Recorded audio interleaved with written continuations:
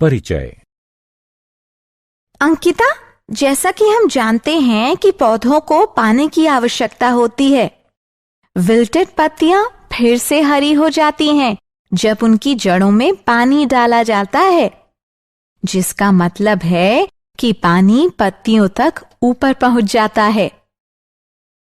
हाँ, हमने ये भी सीखा है कि प्रकाश संश्लेषण के लिए पत्तियों को पानी की जरूरत होती है। इसी तरह पत्तियों में उत्पादित खाद्य में पौधे के अन्य हिस्सों, तनों, जड़ों, फूल और फलों में भी पहुंच जाता है। इसे पहुंचाने की प्रक्रिया ऊतकों द्वारा की जाती है। हाँ अंकिता, इसी तरह पशुओं में आंत द्वारा अवशोषित भोजन शरीर के सभी भागों के लिए होता है। फेफड़ों में अवशोषित ऑक्सीजन शरीर की हर कोशिका तक पहुंचती है। कोशिकाओं में उत्पादित कार्बन डाइऑक्साइड उन्मूलन के लिए फेफड़ों में लाई जाती है। एकदम सही माधुरी, ऐसे सभी कार्य परिवहन प्रणाली के परिणाम हैं। तो आओ अपने इस अध्याय में परिवहन प्रणाली के बारे में विस्तार से चर्चा करें।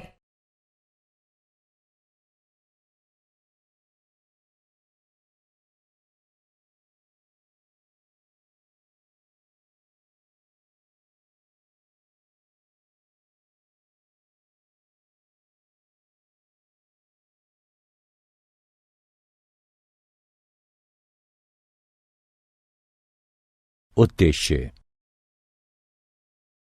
इस पाठ के अंत में आप निम्न करने में सक्षम हो जाएंगे: पौधों और पशुओं की जरूरतों के परिवहन की प्रणाली जानना, अणुओं जैसे के प्रसार की गति के तंत्र का पता लगाना, असमस और सक्रिय परिवहन को समझना, पहुंच के जरिए रक्त की महत्ता को समझना, मानव हृदय की संरचना और कार्य को जानना, रक्त की संरचना को समझना, धमनियों, शिराओं और केशिकाओं को समझना, प्रमुख रक्त समूहों और ब्लड ट्रांसफ्यूजन के समूह के मिलान को समझना, संचार प्रणाली के विकारों का पता लगाना, पौधों में जाइलम और फ्लोएम की संरचना और कार्य का पता लगाना,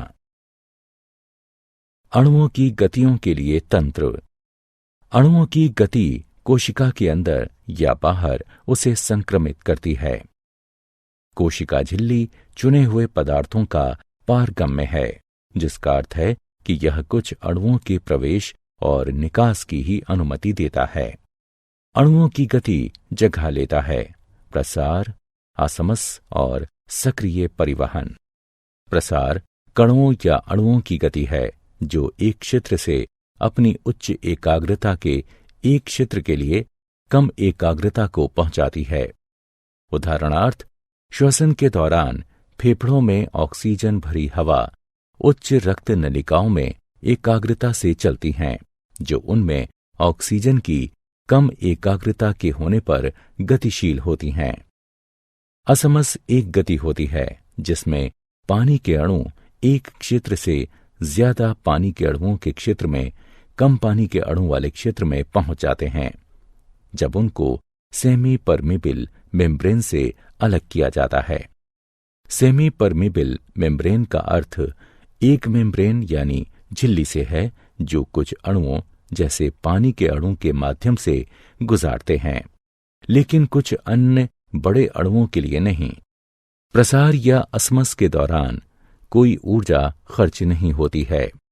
सक्रिय परिवहन अणुओं की गति होती है जो एकाग्रता ढाल के खिलाफ होते हैं, जो ऐसे क्षेत्र से जहां पर एक क्षेत्र से दूसरे क्षेत्र में उच्च एकाग्रता वाली जगह पर पहुंचाता है। सक्रिय परिवहन में ऊर्जा की आवश्यकता होती है।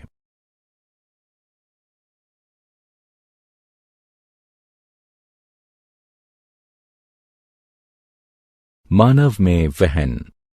अधिकतर पशुओं के शरीर में पदार्थ को रक्त के जरिए एक भाग से दूसरे भाग में ले जाया जाता है। इस प्रकार रक्त परिवहन के लिए ऊतक है और पूरे शरीर में पहुंचता है। रक्त पोषक तत्वों श्वसन गैसों, हार्मोन्स और बेकार सामग्री को शरीर के एक अंग से दूसरे में पहुंचाता है। संचार प्रणाली में अंग जो रक्त बनाकर पूरे शरीर में प्रसारित होते हैं, मानव संचार प्रणाली में शामिल होते हैं। केंद्र में स्थित मस्कुलर पंप, जिसे हृदय कहा जाता है, और रक्त वाहिकाएं जो ट्यूब संरचनाओं की तरह हृदय से जोड़ती हैं। रक्त वाहिकाएं 3 प्रकार की होती हैं। धमनियां, ये रक्त को हृदय से शरीर के विभिन्न भागों में पहुंचाती हैं। नसें, ये रक्त को शरीर के विभिन्न हिस्सों से हृदय तक पहुंचाती हैं। केशिका, ये धमनी और नस के बीच शिरा होती है। केशिकाएं रक्त और ऊतकों के बीच सामग्री को आदान प्रदान करने की अनुमति देती हैं।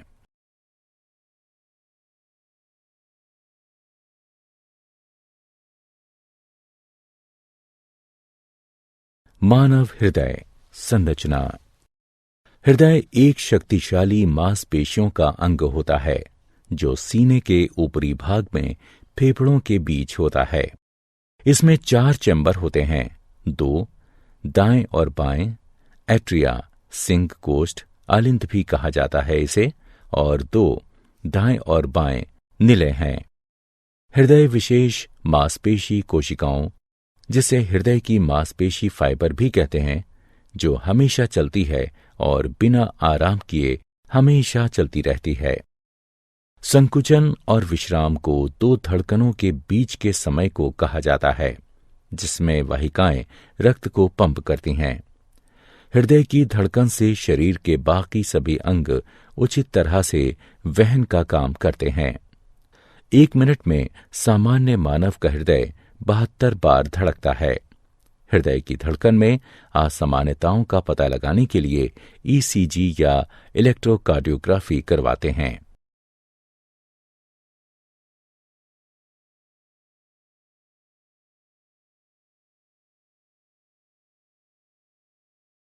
मानव हृदय के कार्य। अशुद्ध रक्त में ऑक्सीजन कम होती है और कार्बन डाइऑक्साइड अधिक होती है, और शुद्ध रक्त में पूर्ण ऑक्सीजन होती है।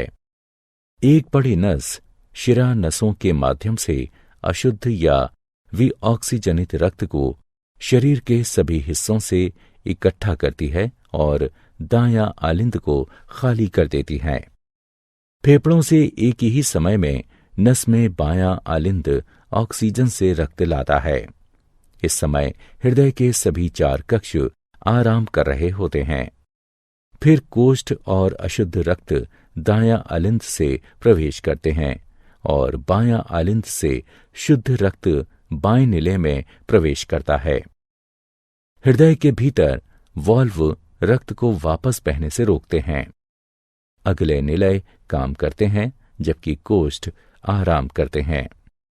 रक्त शुद्ध होने के बाद 2 फुफ्फुस धमनियों के माध्यम से दाएं निलय से फेफड़ों को जाता है। बाएं निलय से ऑक्सीजन से भरपूर रक्त पंप होकर बड़ी धमनी में जाता है, जिसे महाधमनी कहते हैं। यह ऑक्सीजनित रक्त शरीर के सभी हिस्सों में वहन करता है। नसें अशुद्ध रक्त हृदय को लाती हैं और धमनियां उन्हें शुद्ध करके हृदय से दूर ले जाती हैं। लेकिन यहां 2 अपवाद हैं। फुफ्फुसीय धमनी अशुद्ध रक्त वहन करती है और फुफ्फुसीय शिरा शुद्ध रक्त वहन करती है। रक्त एक संयोजी ऊतक है जो पूरे शरीर में संचालित होता है। यह एक द्रव सा होता है जिसे प्लाज्मा कहते हैं, जिसमें 3 प्रकार की रक्त कोशिकाएं होती हैं, जिन्हें लाल रक्त कोशिकाएं, श्वेत रक्त कोशिकाएं और ब्लड प्लेटलेट्स के नाम से जानते हैं। रक्त कोशिकाएं अस्थि मज्जा से निर्मित होती हैं। लाल रक्त कोशिकाएं आरबीसी या एरिथ्रोसाइटस, ये आकार में गोल और एक लाल रंग की हीमोग्लोबिन नामक वर्णक होते हैं। लाल रक्त कोशिकाओं में कोई नाभिक नहीं होते हैं। आरबीसी ऑक्सीजन को ऊतकों तक ले जाते हैं और फिर वापस कार्बन डाइऑक्साइड ऊतकों से लेते हैं। करीब 5 मिलियन mm³ एरिथ्रोसाइटस रक्त परिसंचारी में होते हैं। श्वेत रक्त कोशिकाएं WBC या ल्यूकोसाइटस। चूंकि ये कोई रंग द्रव नहीं ले जाते, इसलिए इन्हें रंगहीन WBC कहते हैं, जो अनियमित आकार के होते हैं। परिसंचारी खून में 5000 से 7000 mm³ WBC उपलब्ध होते हैं। ये शरीर को संक्रमण से बचाती हैं, जो रोगाणु या एंटीबॉडी बनाने वालों को खा जाती हैं। ब्लड प्लेटलेट्स यानी थ्रोम्बोसाइटस। ये कोशिकाओं के बहुत छोटे टुकड़े होते हैं। इनमें कोई नाभिक नहीं होता। ये रक्त के थक्का बनने में भाग लेते हैं। रक्त के कार्य।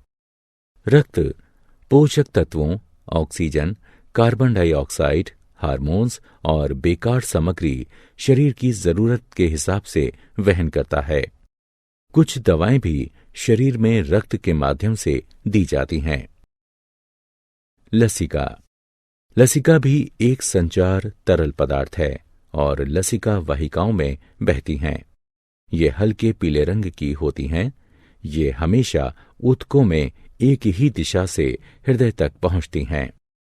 कोशिकाओं को लिम्फोसाइट कहते हैं, जिनमें लसिका होती है और शरीर को संक्रमित होने से बचाती है। लसिका आंत से शरीर के अन्य भागों में पचा वसा वहन करती है। यह प्रोटीन और तरल पदार्थ को ऊतकों से वापस कर देती हैं। रक्तदाब। रुधिर वाहिकाओं की भित्ति के विरुद्ध जो दाब लगता है, उसे रक्तदाब कहते हैं। यह दाब शिराओं की अपेक्षा धमनियों में बहुत अधिक होता है। धमनी के अंदर रुधिर का दाब निलय संकुचन के दौरान प्रकुंचन यानी संकुचन दाब तथा निलय अनुशिथिलन के दौरान धमनी के अंदर का दाब अनुशिथिलन दाब कहलाता है। सामान्य प्रकुंचन दाब लगभग 120 mmHg यानी पारा तथा अनुशिथिलन दाब लगभग 80 mmHg यानी पारा होता है। रक्तदाब को जिस उपकरण से मापते हैं, उसे रक्तदाब मापी यानी स्फाइगोमोमैनोमीटर कहते हैं। उच्च रक्तदाब को हाइपरटेंशन भी कहते हैं और इसकी वजह से रक्त के प्रवाह में बड़ा अवरोध हो जाता है और रक्त का प्रवाह नहीं हो पाता। इससे एक धमनी और आंतरिक रक्तस्राव का खतरा हो सकता है। संचार प्रणाली से संबंधित विकार। हृदयाघात जैसे अन्य अंगों, हृदय को भी भोजन और ऑक्सीजन की आवश्यकता होती है। जब हृदय को आपूर्ति करने वाली धमनियां मोटी हो जाती हैं या ज्यादा वसायुक्त भोजन की वजह से हृदय की मांसपेशी कोशिकाएं पर्याप्त धड़कन को हासिल नहीं कर पाती, हृदयाघात तब होता है जब ईसीजी असामान्य हो और इसके उपचार के तरीके हैं। रक्ताल्पता। जब हीमोग्लोबिन स्तर एक दिए गए बिंदु से कम पर आ जाता है तो उस स्थिति को रक्ताल्पता यानी एनीमिया कहते हैं। इससे व्यक्ति कमजोर हो जाता है और पीला दिखता है, साथ ही सुस्त हो जाता है। आयरन की खुराक लेने से रक्ताल्पता को दूर करने में मदद मिलती है। अधिश्वेत रक्तता। यह एक ब्लड कैंसर है। संकीर्ण हड्डी लाल रक्त कोशिकाओं की कीमत पर अत्यधिक श्वेत रक्त कोशिकाएं बनाती है। उच्च रक्तदाब। इसमें उच्च रक्तदाब की स्थिति होती है, जिससे सिर दर्द, चक्कर आना और थकावट का एहसास होता है। सामान्य रक्तदाब 120/80 होता है। उच्च रक्तदाब चिंता करने से भी होता है।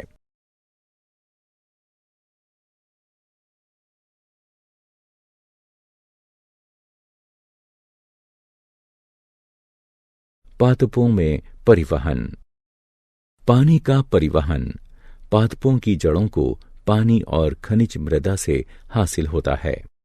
हमने पहले भी सीखा है कि पानी जड़ों से पत्तियों को ऊतकों, जाइलम और फ्लोएम द्वारा प्रकाश संश्लेषण की क्रिया से उनकी आवश्यकता की पूर्ति करता है। ट्रेकीट और वाहिकाओं, जो जाइलम की निर्जीव कोशिकाएं होती हैं, पानी को जड़ से लेकर मृदा से पत्तियों तक पहुंचाती हैं। खाद्य सामग्री का परिवहन पादप के अन्य भागों में पत्तियों से पहुंचता है, उसे ट्रांसलोकेशन कहते हैं। यह सामग्री फल, स्टेम या जड़ों में संग्रहित की जा सकती है। जल का परिवहन। पानी और खनिजों को जब ऊंचाई की ओर गुरुत्वाकर्षण के विरुद्ध चढ़ाना होता है तो ऐसा वाष्पोत्सर्जन के द्वारा होता है। वाष्पोत्सर्जन एक प्रक्रिया है जिसमें पानी वाष्प के रूप में पत्ती की सतह से जाता है, जिसे रंध्र कहते हैं। इससे जल अनवरत गति से जड़ के जाइलम में जाता है और जल के स्तंभ का निर्माण करता है। खाद्य और अन्य पदार्थों का परिवहन। खाद्य सामग्री शुगर्स और पत्तियों में संश्लेषित अन्य खाद्य अणु परिवहन फ्लोएम के माध्यम से पादप के अन्य भागों में पहुंचते हैं। चलनी ट्यूब फ्लोएम की जीवित कोशिकाएं होती हैं जो भोजन का परिवहन करती हैं। क्रियाकलाप। दो छोटे बर्तन लीजिए जो लगभग एक आकार के हों और दोनों में समान मात्रा की मृदा डालें। हम एक बर्तन में एक पादप को और दूसरे में समान ऊंचाई की छड़ी को अन्य पादप के साथ सुनिश्चित कर देते हैं। दोनों बर्तनों की मृदा को प्लास्टिक की चादर से ढक देते हैं ताकि उनमें किसी भी तरह की नमी वाष्पीकृत न हो सके। दोनों को ढकने के बाद एक में पादप और दूसरे में छड़ी के साथ पादप रखते हैं और फिर दोनों को आधे घंटे के लिए सूर्य की रोशनी में रख देते हैं। पादप वाले बर्तन में पानी की छोटी छोटी बूंदें प्लास्टिक की चादर के अंदर दिखती हैं। ऐसा पत्तियों के पानी और वाष्पोत्सर्जन की ढुलाई के कारण होता है।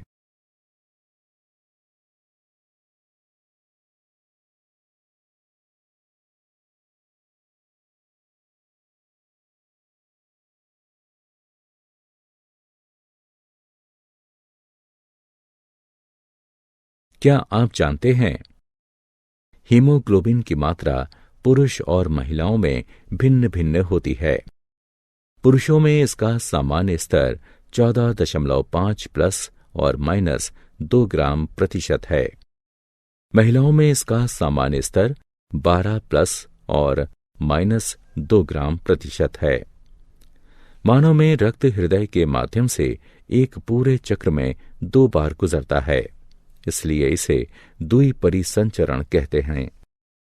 सिनोआर्ट्रियल यानी SA नोड छोटी मात्रा में विशिष्ट मांसपेशी कोशिकाओं की दीवार के दाएं कोष्ठ में पाया जाता है, जो वीना कावा के निकट खुलता है। ये ऊतक हृदय की धड़कन को संतुलित रखता है।